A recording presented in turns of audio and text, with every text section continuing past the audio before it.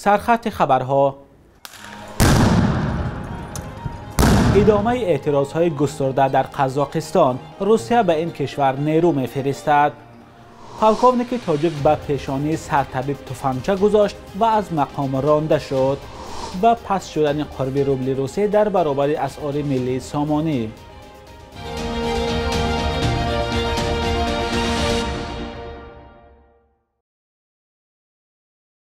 درود بیننده عزیز، خوش آمدید به برنامه نوید بامدادی. امروز 6 ژانویه است. شب گذشته هم شهرهای قزاقستان آرام نبود. صرف نظر از اعلان حالت فوق‌العاده و ساعت کماندنتی، اعتراض مردم در کلانترین شهرهای قزاقستان ادامه کرد. قاسمجامرت توقیف رئیس جمهوری قزاقستان شب 6 ژانویه جلسه شورای امنیت را برگزار نمود. او همگی چند ساعت پیش از جلسه گفت که رئیس شورای امنیت قزاقستان است، در حالی که قبلا این منصب را نورسلطان نظربایف رئیس جمهوری پیشین یک عمری به عهده داشت. معلوم نیست که تغییرات کی و چگونه صورت گرفته است. گروه ناراضیان روز 5 ژانویه به بینای شهرداری الماتا حکومت اقتپه و قرارگاه پرزیدنت یوریش برده نظارت به یک فرودگاه را به دست گرفتند. قاسمجامرت توقیف در نشست شورای امنیت قزاقستان آنها را تروریست های واقعی نام برد و سازمان پیمان امنیت دست جمعی برای به گفته او سرکوب تهدید تروریستی یاری خواست. به این سازمان زیر نفوذ روسیه، تاجیکستان و قرقیزستان، قزاقستان و ارمنستان و بلاروس شاملند. شب گذشته نیکول پاشینیان نخست وزیر ارمنستان و رهبر دوره‌ای سازمان پیمان امنیت دست جمعی خبر داد که این سازمان نیروهای صلح‌آفر خود را به قزاقستان می‌فرستد، ولی پاشینیان نگفته است که این سازمان به قزاقستان چقدر نیرو می‌فرستد.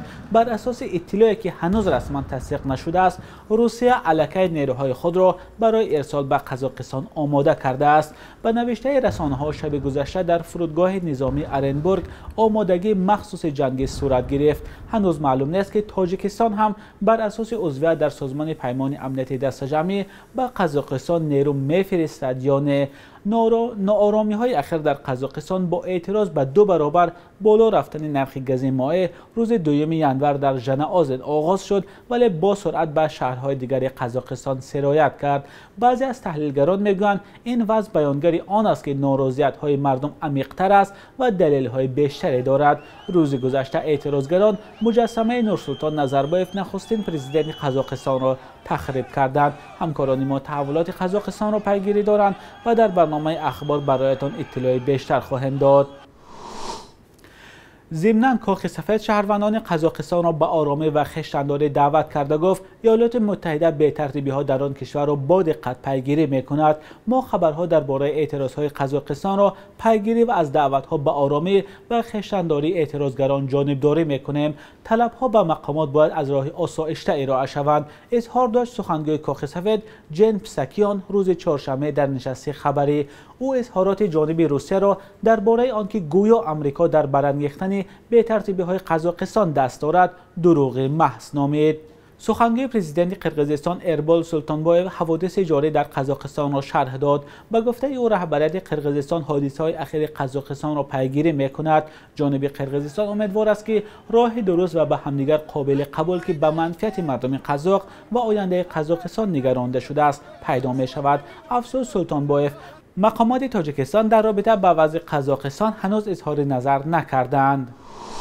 دادستانی ولایت ختلان جنجال یک افسر بلند رتبه وزارت کارهای داخلی را با سرطبیب بیمارخانه مرکزی ناحیه جیهان تحقیق می‌کند که ضمن آن از اسلحه استفاده شده است. مقامات حادثه را رسما شرح نمی‌دهند. چند منبع در مقامات انتظامی 5 ژانویه به رادیو آزادی گفتند ضمن دعوای در شب 31 دکمبر سال 2021 پولاد برفی سردار شعبه کارهای داخلی ناحیه جیهان به پیشانی حامیدجان عبدالحمیدزاده سرطبیب ناحیه تپانچه گذاشته پس از کشاکش به هوا 2 تیر خالی کرده است. وزارت کارهای داخلی برای این کار روز 3 ژانویه پولاد برفی را از مقامش برکنار کرده است. حالا اسرائیل غایبزاده اجرا کننده وظیفه سردار شعبه کارهای داخلی در ناحیه جیهان است. بنا به گفته مصاحبان رادیو آزادی سبب مناقشه این بود است که گویا کدام خیش سرطبیب جیهان نقطه فروش سوزشواری داشته است و به پولاد برفی به احترامی کرده است. پولاد برفی در تماس کوتاه تلفنی گفت که هیچ جنجالی نبود. حامد جان عبدالحمیدزاده از سرطبیب ناحیه جیهان روز 5 ینور در صحبت با رادیوی آزادی گفت از مقامات تفتیشاتی پرسید که چه حادثه شده است. وزارت کارهای داخلی موضوع را شرح نداده است، ولی در دادستانی ولایت ختلان حادثه را تصدیق کردند. حادثه شب سال نو در یک طربخانه ناحیه رخ داده است. آنجا رئیس سود ناحیه و سردار کمیته دولتی امنیتی در ناحیه نیز حضور داشتند. آنها جنگ بین دو نفر را خلاص کرده با دعوت دیگران تپانچه را از دست سردار شعبه وزارت کارهای داخلی گرفتند. گفت یکی از مصاحبان رادیوی آزادی که نخواست نامش فاش شود.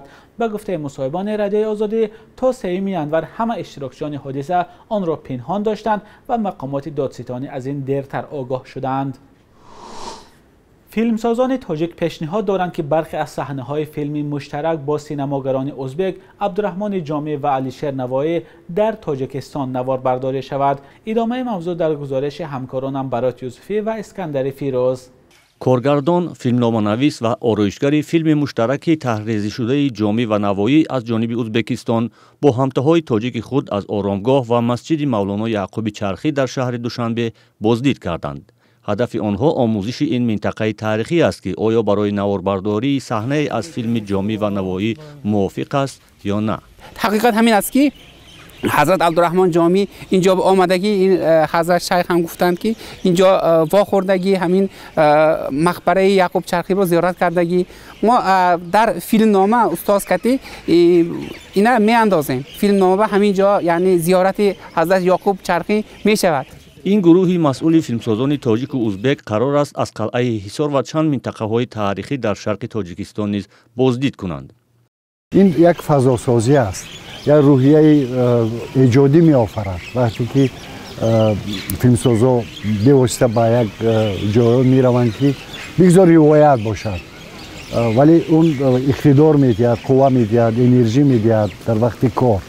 ما گمان میکنم که این به فایده نیست سفر دوستای ما به اینجا. قبلا این گروه مشترک فیلمسازان از چند منطقه تاریخی موافق به نوارگیری فیلم جامی و نوایی در ازبکستان را هم تحقیق کرده بودند. И в сотрудничестве мы сегодня работаем над синопсисом. امروز ما در همکاری روی نقشه طرح فیلم بدیعی با نام جامی و نوایی کار کرده ایستادیم و برای تصور ایده های همه صحنه های فیلم گفتن ممکن که چنین کارهای تحقیقاتی گذرانده ایستادیم. Мы проводим такие вот некие исследовательские работы сегодня. هنوز بودجه تهیه فیلم جامی و نوایی معلوم نیست و یک هدف بازدید مکان‌های احتمالی فیلمبرداری نیز همین گفته می شود. اینجا صحنه وخوری عبدالرحمن جامی و مولانا یعقوب چرخی و در حصار از روی مصلحتی که داریم باید قلعه حصار همچون شهرک هرات استفاده شود. اگر این امکانیت به دست ما بیاید، اگر ما ببینیم که این امکانیت ساخت البته وجود داشته باشد، این میتواند فقط از یک فکر باشد و بالاخره انتخاب نشود. در 30 سال آخر کارگردان‌های تاجیک و ازبک تقریبا یگان فیلم مشترک تهیه نکردند. بخش یک روز تاریخ را همکارم خیرامان بقازاده تقدیمتان میکند که مهمترین تحولات تاریخی در روز 6 ینور را فرا میگیرد.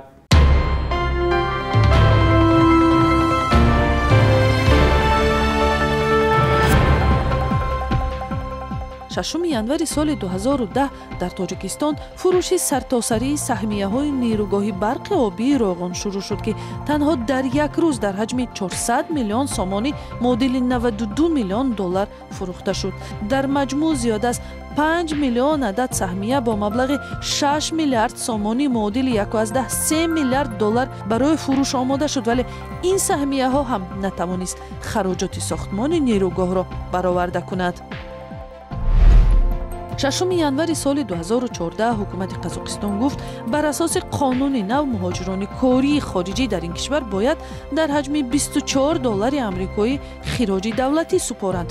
Қазоқистон баъди Русия кишвари дигари қабулкунандаи муҳоҷирони корӣ аз Тоҷикистон ба шумор меравад. шаҳрвандони Тоҷикистон асосан дар бахши сохтмону тиҷорат кор мекунанд. 700 سال پیش در قرن 14 شاعر و متفکر تاجیک و فارس خواجه شمس‌الدین محمد حافظ شیرازی زیسته است. او را بهترین غزلسرای فارسی زبان مینامند که با مضمون‌های بلند عرفانی، پند و حکمت و بیان شیرین و واضح و پر از عشق گفته شدند. از روی دیوان غزلیات حافظ در جشن نوروز فال می‌کشایند. ایجادیات حافظ امروز هم به ده‌ها زبان جهان ترجمه و نشر می‌شوند. قرب روبل روسی در برابر اسعار ملی سامانه یکباره پست شده است. حالا در بانک‌های تاجیکستان 1000 روبل روسی را به 148 سومان و 60 درم عوض می‌کنند. دیروز 1000 روبل به 150 سومان و 10 درم برابر بود. ارزش دلار باشد در شبانه روز گذشته به تغییر مانده است. 100 دلار آمریکایی حالا به 1130 سومان برابر است.